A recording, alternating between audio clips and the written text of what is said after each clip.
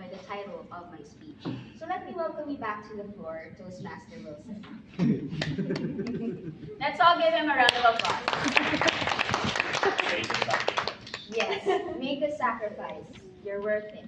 Now let me ask fellow Toastmasters, if you were to define cute, would you choose Toastmaster Wilson or me?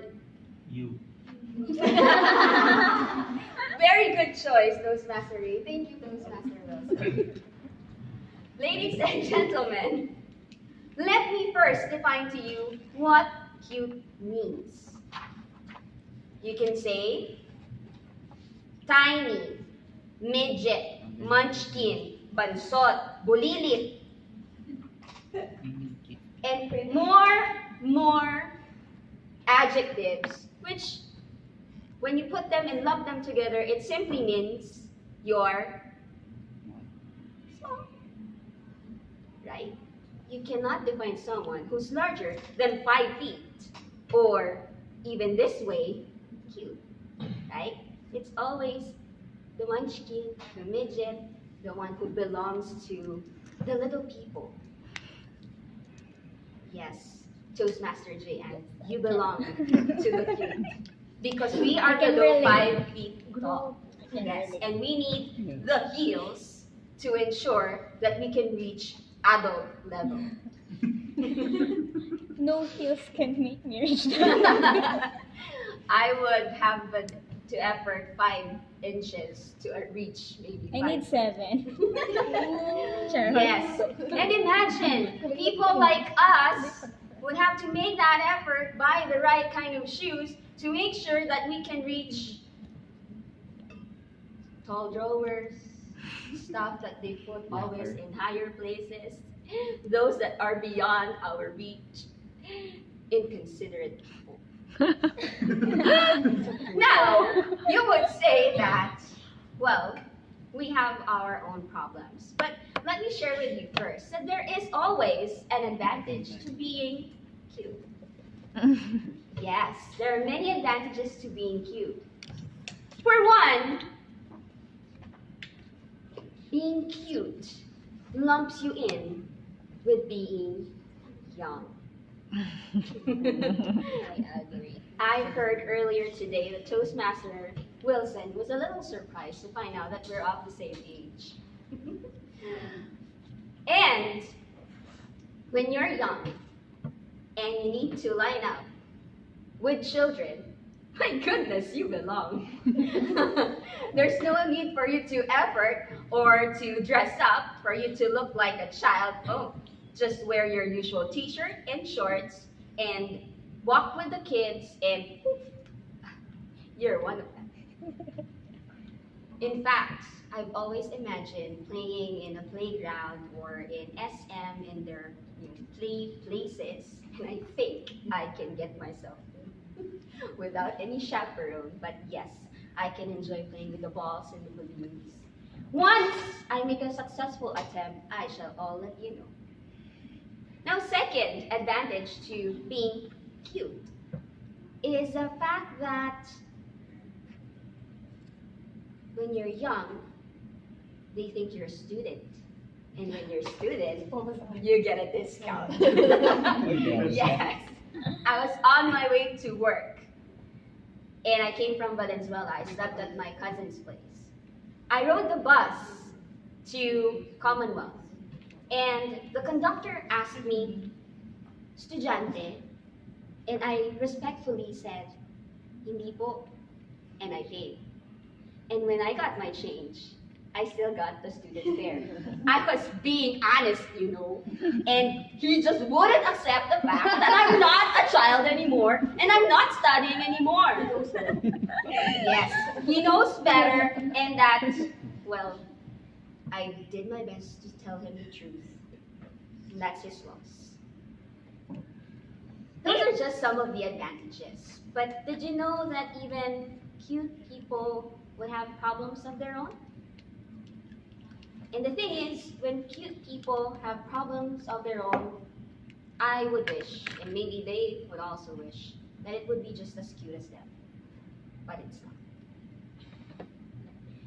Take, for example, earlier today when I mentioned that people in convenience stores, in supermarkets, in bookstores will be so inconsiderate to put the lovely things in the topmost shelves and not ready any stool or ladder for people like us. I mean, can you imagine?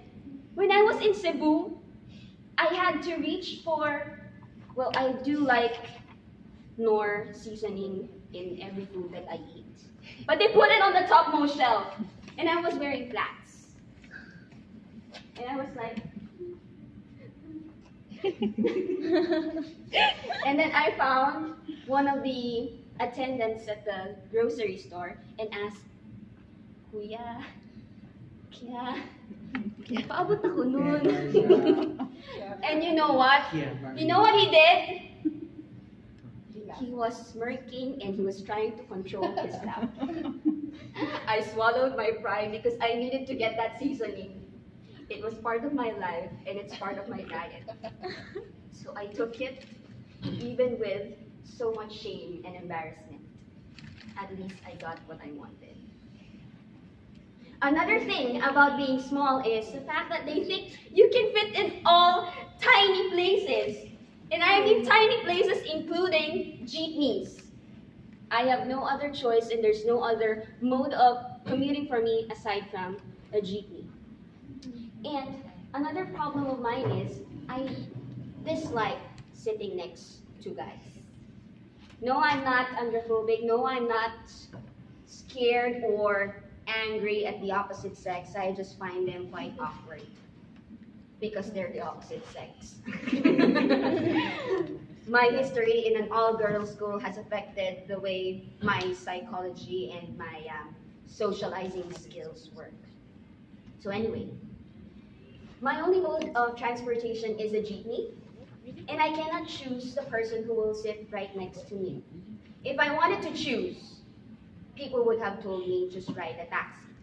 But then again, I don't like spending too much money. So I swallow my preferences and decide, come with me. Now here comes Kuya again. He was also somewhat small and quite thin.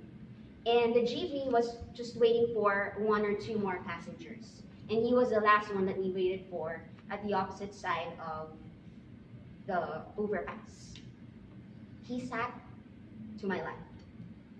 Unfortunately, there are different sizes of people, and the space that was allotted to him was a little smaller than his physique. I swallowed again my pride, my honor, my feelings, because he was so thin and pointy that it was not skin to skin, but it was more like bone to bone. And my goodness, I wanted to tell him, Kuya, I'm sakit. But again, I had to swallow everything up because I'm riding a jeepney and there are all kinds of jeepney stories. At least that was just my left side. However, Kuya, or Manong, driver, insists that the jeepney can fit 1 more person to our side. My feelings again. When we tried to squeeze ourselves and I had to push myself more to his side to give space to a healthy woman. Whoa, easy. She was really healthy. Very, She very was healthy. healthy and the space was just a bit like this. She tried to squeeze her way in. Tugod na lang yung kasha.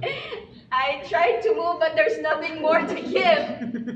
And unfortunately, she sat like she felt that my thigh and the seat were just the same thing. So was it a sword fight of the bones or the crushing death? And I told myself, I matter. matter. I occupy space. I have weight. And I pain. I don't deserve this, Lord. And my gosh, being a small person makes you seem like you don't exist at all. But we do. So never undermine the challenges of a small person. We may be cute, but the next time around, I will fight for my justice, my honor, and my pride. So should you.